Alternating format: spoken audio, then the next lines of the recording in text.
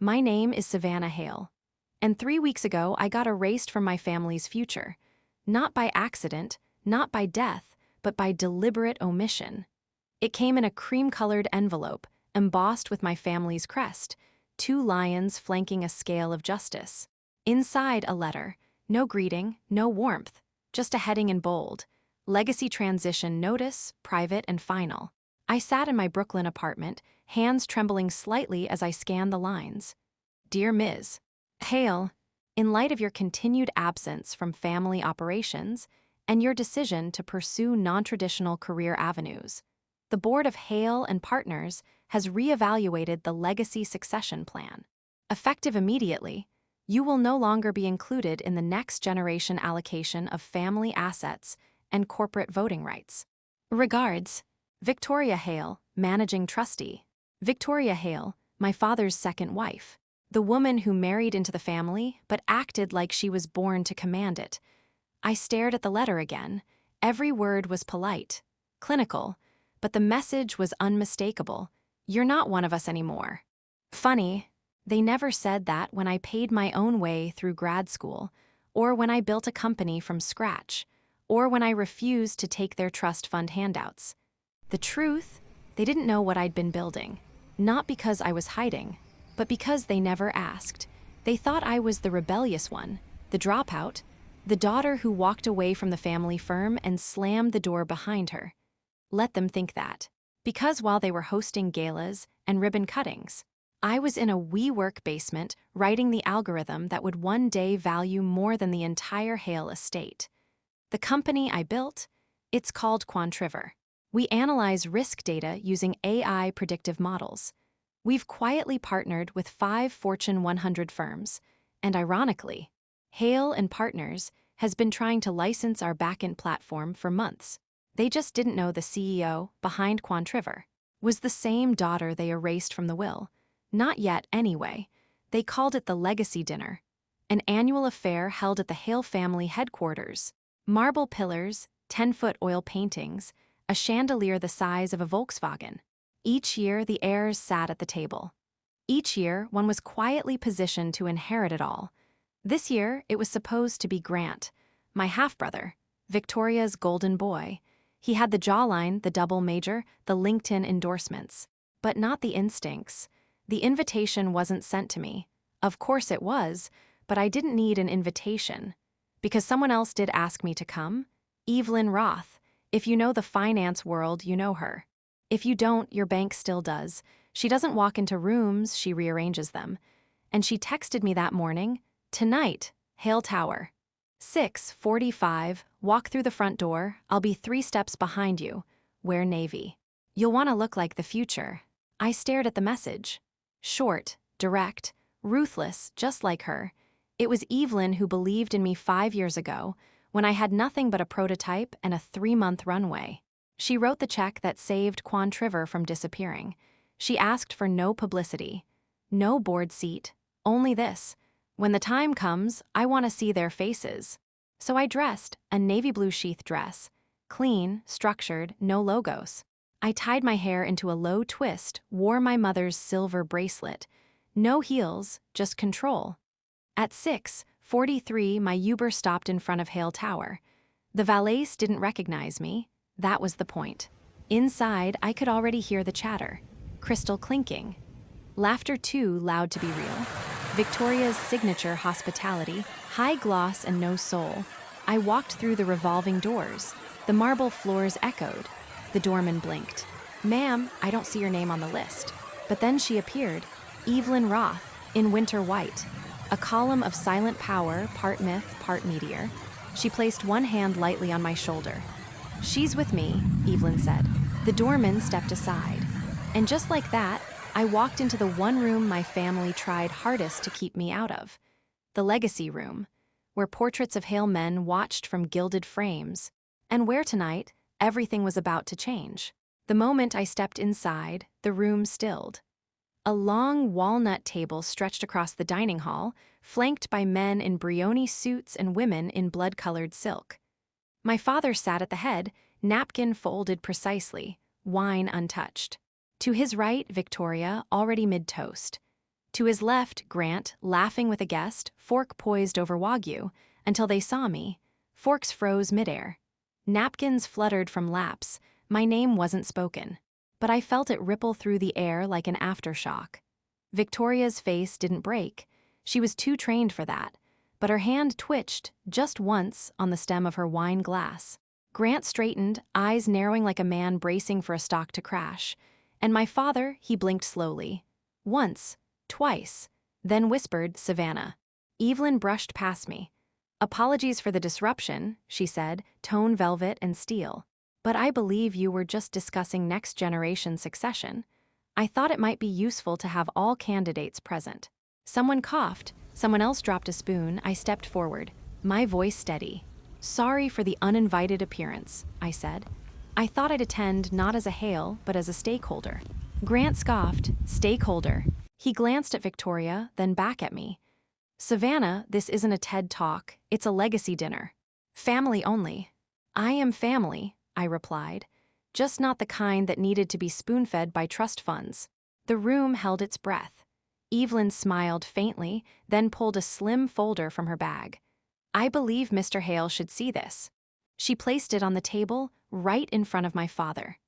A single logo printed in silver ink on the cover, Quantriver AI. My father looked down at it, confusion gathering in the creases of his brow. "You're familiar with the name," Evelyn said smoothly. "Your firm has been trying to license their tech for months." She paused, but it's been difficult. Quantriver has strict NDAs, controlled disclosure, a particular vision for who deserves access. Victoria leaned in, voice tight. "What exactly is this, Evelyn?" Evelyn didn't blink. "It's the platform that outperformed your hedge division 4 quarters in a row. The one that exposed 3 attempted manipulations inside your Latin America fund." Grant stood up, suddenly pale. "That information was sealed." Evelyn looked at him. "We know." My father finally spoke. "Why are you showing me this?" I stepped closer. "Because it's mine." The silence that followed could have cracked the chandelier overhead.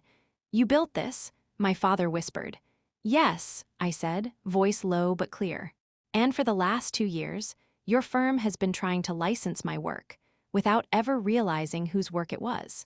He looked down at the folder again. The logo, the data graphs inside, the projections. Then up at me, as if truly seeing me for the first time in years. A portrait of him hung above the table. Painted 10 years ago, when Grant was 16 and I had just left college. He looked proud in it, untouchable. Now, under the same frame, the man himself looked undone. Not angry, not even ashamed, just shaken. The first crack had formed, and it wasn't in the painting. It was in the legacy they thought was secure. My father sat in silence. His hand hovered above the Quantriver folder like it was a live wire. Around the room, the oxygen seemed thinner. The air of control that once cloaked the Hale name had slipped. Grant recovered first. "This is ridiculous," he snapped. "You're bluffing. Even if you did start some AI project, there's no way." Evelyn cut in smoothly. "I think you'll find we don't bluff, Mr. Hale." She tapped the tablet in her hand. A hologram flickered to life in front of the table, 3D graphs, usage stats, breach flags. 5 of your internal portfolios are currently running unauthorized versions of our early-stage models, she said calmly. That's intellectual property theft across state lines. Victoria leaned forward, voice tight. "If this is some kind of stunt." Evelyn smiled. "No, this is an offer." She turned to my father. "You've spent the last 18 months chasing the future through outdated frameworks. Your competitors are adapting. You're stalling. Quantriver has what Hale and Partners needs to survive the next decade." She placed a slim, leather-bound folder in front of him. "This is a merger proposal." He blinked. "A merger?"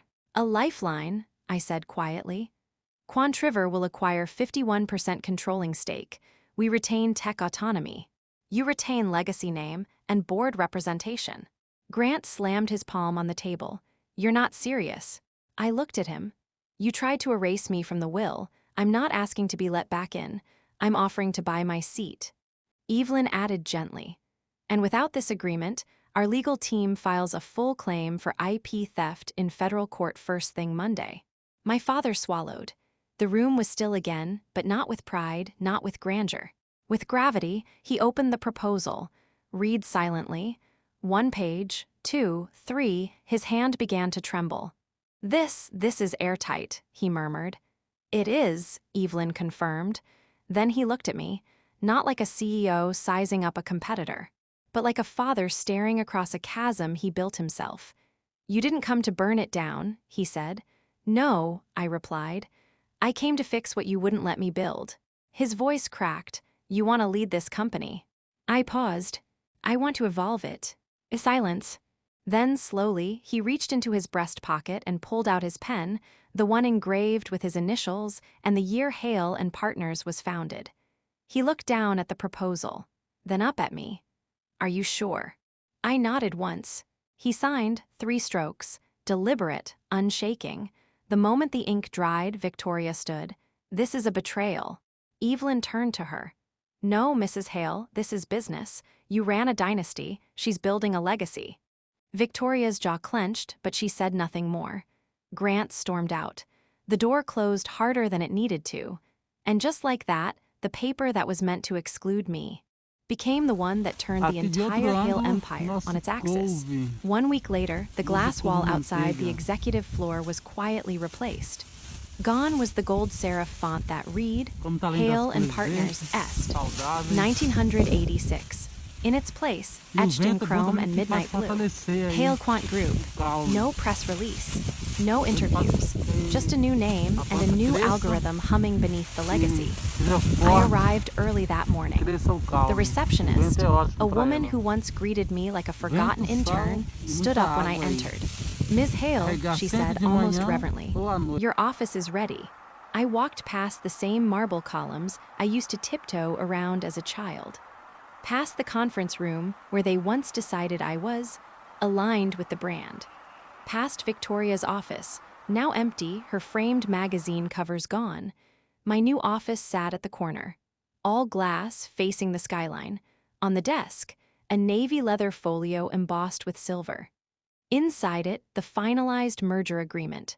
And a single sticky note, handwritten in elegant script. Some names we inherit, others we earn. Evelyn. I smiled. Then I turned to the wall behind the desk, the one every Hale CEO had used to hang a portrait of themselves. Instead, I mounted something else, a framed blueprint, my original sketch of the Quant River interface, drawn 5 years ago in the dark on the back of a napkin in a borrowed co-working space. Underneath, I added a brass plaque, built when no one was watching. Just as I sat down, my father appeared at the door. No suit, no tie, just a gray sweater and a look I hadn't seen on him in years. May I come in? He asked. I nodded. He looked around the office, quiet, clean, modern, then back at me. You're not putting your portrait up. I shook my head. I'd rather put up what actually built this. He didn't argue. Instead, he stepped forward and placed a small box on the table. Inside, my mother's cufflinks, silver, understated, engraved with her initials. I kept them, he said, for some reason, even after everything. I reached for them slowly. Thank you, I whispered. He hesitated, then added quietly. I thought I was preserving the family by keeping you out, but I realize now I was just preserving my comfort. I met his eyes. I didn't come back for comfort, I said. I came back for clarity. He nodded, then softly he said, Can I stay on the board, just as a listener? I smiled. Everyone has something to learn. And this time he nodded without pride, just presence. As he left, I turned my chair toward the skyline. New York looked different from up here, not because the buildings had changed, but because I had. They tried to erase me from the room, but instead, I redrew the floor plan. And I made sure the door never locked behind me again.